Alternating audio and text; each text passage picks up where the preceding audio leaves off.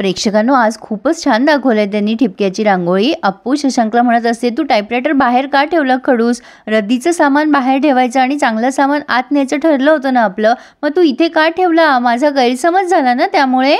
तुला हवा होता तर आत ठेवायचा ना। शशांक म्हणतो, अरे मला सर्व्हिसिंग करायची म्हणून मी बाहेर ठेवला होता। अप्पू म्हणते, पण मला कुठे सांगितलं तू सर्व्हिसिंग करायची म्हणून बाहेर ठेवलाय? अरे मी काहीही केलं ना, तुला कौतुकच नाहीये माझं, सतत मला ब्लेम करत असतो हा। आता सगळेजण समजत आहे या दोघांना। अमेय म्हणतो, नको ओरडूस तिच्यावर आता। शशांक म्हणतो, का ओरडू नको? अरे मला ओरडायचं पण नाही का? अरे एखाद्या माणसाचं एखाद्या वस्तूशी भावनिक नातं असू शकतं, हे कळत कसं नाही? किती प्रेमाने जपून ठेवली होती मी ती गोष्ट। आमच्या आजोबांचा टायपरायटर होता तो, कुठून आणून देणार आहेस तू अपूर्वा आता? बाबांना काय सांगणार, दादांना काय सांगणार? काही उत्तर आहेत का तुम्हा सगळ्यांकडे? कुकी म्हणतो, मी काय म्हणतो, आपण काम करूया, त्या भंगारवाल्याकडे जाऊया, त्याचे पैसे त्याला परत करूया, घेऊन येऊ ना तो पुन्हा जाऊन, त्यात काय एवढं? शशांक म्हणतो, हा जसं काही तो परतच देणार आहे, ह्या मॅडमनी पैसे घेतलेत टायपरायटरचे। कुकी म्हणतो, अरे पैशाचं काय घेऊन बसलाय, देऊ ना आपण 2-4 पैसे वर त्याला जास्ती। त्याला कुठे तो टायपरायटर वापरायचा आहे, त्याला फक्त 2-4 पैसे वाढवून तो विकायचा आहे। अमेय म्हणतो, हो रे बाबा, आपण त्याला 2-4 पैसे वरचे आपण देऊन टाकू आणि घेऊन येऊ। अप्पू म्हणते, चला चला आपण जाऊयात। शशांक म्हणतो, मी कुठेच येणार नाहीये, तू घोळ घातलाय तो तू निस्तर। आणि आता असं म्हणून तो निघून गेलाय। कुकी म्हणतो, हे बघा आपण वेळ नको घालवायला, चला आपण टायपरायटर आणूया। आता कुकी आणि अप्पू गेले त्या रद्दीवाल्याकडे। अमेय शशांकला येऊन खूप छान समजवतो, अरे शशांक तू नको चिडचिड करूस। शशांक म्हणतो, अरे तुला नाही का वाईट वाटत आहे? अरे आपल्या आजोबांचा टायपरायटर 2 पिढ्यापासून आपण जपून ठेवला होता, तुला नाही त्रास होते का तो गेल्याचा? अमेय म्हणतो, अरे हो मला त्रास होतोय, तो भंगारात विकला गेलाय, पण हे बघ अप्पू गेलीये ना परत आणायला। शशांक म्हणतो, हे बघ मुद्दा हा आहे ना, तिने कशाला दिला?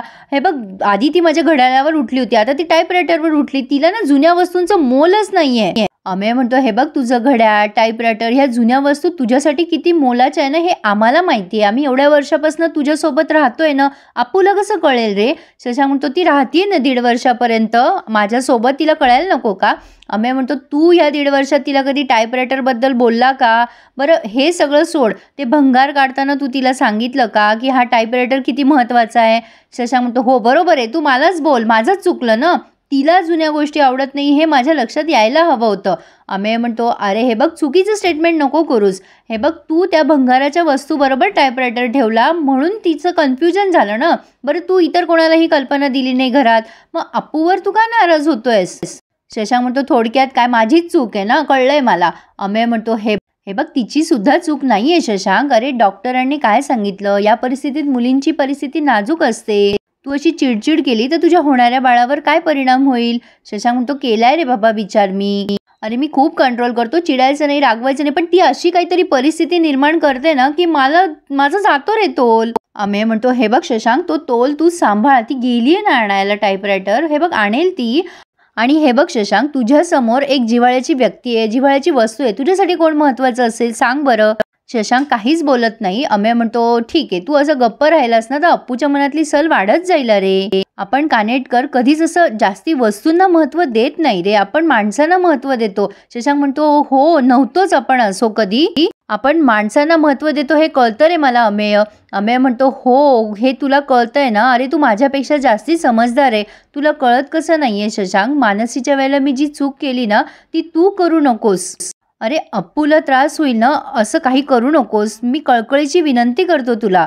हे बघ माझ्या बाबतीत जे काही झालं ते तू बघितलंयस, मला भीती वाटते की आता अप्पूच्या बाबतीत प्लीज असं काही करू नकोस, तू एवढी काळजी घेशील रे, प्लीज माझं ऐक। अमेयने थोडक्यात पण खूप छान शब्दात समजून सांगितलंय शशांकला। शशांकला आता म्हणजे जरा विचारात पडलाय, तो करावं तर काय करावं। इकडे अप्पू आणि कुकी त्या रद्दीवाल्याकडे जात आहेत। अप्पू विश्वासला असं हाय करते तिथे गेल्यावर, ती रद्दीवाल्याला म्हणते, अहो दादा मामा काका प्लीज, आमचं टायपरायटर चुकून आलाय हो तुमच्याकडे, अहो तो सर्व्हिसिंग करायसाठी बाजूला ठेवला होता। कुकी पण म्हणतो, चुकून दिला गेला हो तुम्हाला। आता तो रद्दीवाले दादा म्हणतात, यांनी घासाघीस करून घेतलेत ना पैसे माझ्याकडून। आपण म्हणते, आणलेत ना पैसे, मोजून घ्या। आता हे रद्दीवाले म्हणतात, ही माझी खरेदीची किंमत झाली, हा टायपरायटर तुम्हाला कसा परत देणार मी? घाट्याचा सौदा होईल ना। कुकी म्हणतो, अरे किती हवे तुला, बोल ना, दिलदार माणूस आहे मी, बरं चल 5 रुपये एक्स्ट्रा दिले। आता ते म्हणतात, अहो नाही हो, नाही विकायचं आहे मला। अप्पू म्हणते, अरे असं का करताय तुम्ही? कुकी म्हणतो, अरे लक्षात का येत नाही तुला, टायपरायटर जुना आहे रे, आता कॉम्प्युटरचा जमाना आहे, तो सडेल टायपरायटर, इथे पण गिराईक येणार नाही. पण ते रद्दीवाले काही ऐकत नाही. ते म्हणतात चालतंय की माझं मी बघून घेईल. आता अप्पू म्हणते असं काय करताय दादा, मी रिक्वेस्ट करते तुम्हाला, हा टायपरायटर दादा काकांच्या बाबांचा आहे, खूप जुना आहे, असा टायपरायटर शोधून सापडणार नाही. आता कुकी तिच्या कानात बोलतो असं बोलू नको, त्याला वाटेल तो अँटिक पीस आहे, तो देणार नाही आपल्याला. आता अप्पू म्हणते अहो तो जुना आहे ना, मग तो त्याचा काही उपयोग नाही ना तुम्हाला. अहो ऐका ना, अहो त्या टायपरायटरकडे कोणी बघणार पण नाही हो, तो द्या तुम्ही आम्हाला, द्या द्या परत द्या.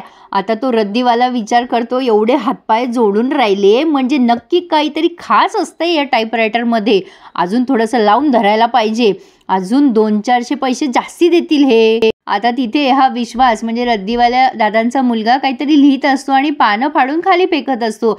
अप्पू तो कचरा बघते आणि त्याला विचारते तुझं काय चाललंय नक्की, असं का पेजेस फाडतोयस तू. आता हा विश्वास अप्पूला काही बोलणार तेवढ्यात हे रद्दीवाले दादा म्हणतात अहो तुम्ही जा हो इथून, नका धंद्याच्या वेळेला माझी खोटी करू, जा बरं तुम्ही. अप्पू आणि कुकी खूप रिक्वेस्ट करतात पण ते काही ऐकत नाही. शेवटी आता अप्पू म्हणते खडूस वाट बघत असेल कुकी आपली, आता काय बोलायचं त्याला, काय उत्तर द्यायचं.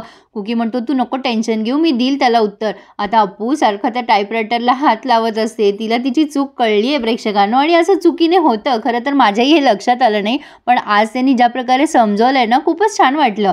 माई आता वाट बघत असते अप्पूची आणि कुकीची. आता अप्पू आणि कुकी आले, जरा उशीर झालाय खरी त्यांना. आता अप्पू आल्यावर सगळं काही सांगते की ते रद्दीवाले काही टायपरायटर द्यायला तयारच नाही, आम्ही त्यांना खूप रिक्वेस्ट केली ग माई, आणि ती खूप रडवेली झाली. आता ती म्हणते खरं माझंच चुकलं, मी सगळ्यांना विचारायला हवं होतं, मी न विचारता टायपरायटर देऊन टाकला, आणि आता खडूसला किती वाईट वाटतंय. आधी घड्याळ आणि मग टायपरायटर. आता पन्ना काकू म्हणते अगं टायपरायटर काही घड्याळासारखा वापरत नव्हता तो, तू का मनाला लावून घेतेयस. अप्पू म्हणते असं नाही ग पन्ना काकू, मला माझी चूक एक्सेप्ट करायला पाहिजे, मी न खडूसला सॉरी म्हणते. कुठे आहे तो. माई म्हणते तो त्याच्या खोलीतच आहे अजून, तुम्ही गेल्यापासून तो बाहेरच आला नाहीये, खूप वेळेला बोलवलं गा मी, तो न बहुतेक म्हणजे त्याला एकटं राहायचं आहे बहुतेक. आता रात्रीच्या वेळी म्हणजे रात्रीचं सीन घेतलाय त्यांनी. अप्पू आता मोबाईलवर काहीतरी बघत असते, ती खूप सॅड असते. शशांक विषय बदलून बोलत असतो, अपूर्वा तू गोळ्या घेतल्यास का, काय झालं, गप्प काय तू, बरं वाटत नाहीये का. आता अप्पू रडायला लागते. खडूस मला काहीच नको आहे. शशांक आता जवळ बसतो तिच्या आणि म्हणतो काय झालं अपूर्वा, का रडतीयस तू. अगं मी तुला ना रागात बोलून गेलो, हे बघ सॉरी माझं चुकलं. अप्पू म्हणते तू नको रे सॉरी म्हणूस, मला ना माझाच राग येतोय, मला का लक्षात आलं नसेल, मला खूप त्रास होतोय रे, मी त्या भंगारवाल्या दादांबरोबर किती बार्गेनिंग केलं, म्हणजे ह्या नादातनं मी टायपरायटरबद्दल विचारायचंच विसरून गेले, मी विचारायला हवं होतं रे खडू, सॉरी सॉरी. शशांक म्हणतो अगं कळलंय मला, नाही केलंयस तू मुद्दाम, सोड तो विषय, माझा राग निवळलाय आता, विसरून जा, आता तू झोप. पण अप्पू त्याची शिवगर डोकं लावतीये, असं कसं खडूस, तू मला बरं वाटावं म्हणून बोलतोय ना, तुला राग आलाय ना माझा. शशांक म्हणतो अगं नाही ग, मी मनापासून बोलतोय, तसंही तो टायपरायटर काही वापरत नव्हतो मी, दादाही वापरत नव्हते, पण कसं आहे ना दरवर्षी उगाच मी बाहेर काढायचो, साफसफाई करायचो आणि ठेवून द्यायचो आतमध्ये, त्याचा काही उपयोग नव्हता ग अपूर्वा, तू झोप आता. अप्पू म्हणत असते नाही नाही खडूस, तू बोल, व्यक्त हो, तुला राग आलाय ना, तू मला बोल, तुझा राग असा बाउन्स बॅक होऊन परत येईल रे, तू बोल.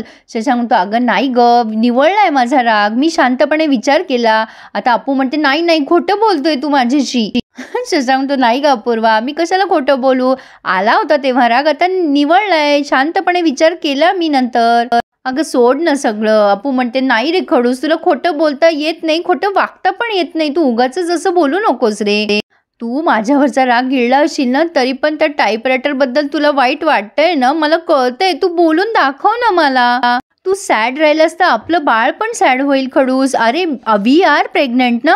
शशांक म्हणतो अगं अपूर्वा शांत हो, झोप आता, मी विसरलोय सगळं. अप्पू म्हणते तुझं मन नाहीये का, तुला पण इमोशन आहे ना, तुला वाईट वाटतंय हे कबूल करण्यात कसला आलाय कमीपणा, मला कळतच नाही, प्रत्येक वेळी तुझा इगो तुझ्या इमोशन्सवर ओव्हरपॉवर का होतो. आता शशांक खूप चिडतो आणि म्हणतो नको ताणूस विषय, किती वेळेला सांगू, तू आणि कुकी गेला होतात ना त्या रद्दीवाल्याकडे, मिळाला का तुम्हाला, नाही ना, आता हात हलवत आलायत ना परत, माझ्यासाठी तो टायपरायटर आता दुसऱ्यांचा झालाय, तू झोप आता अपूर्वा.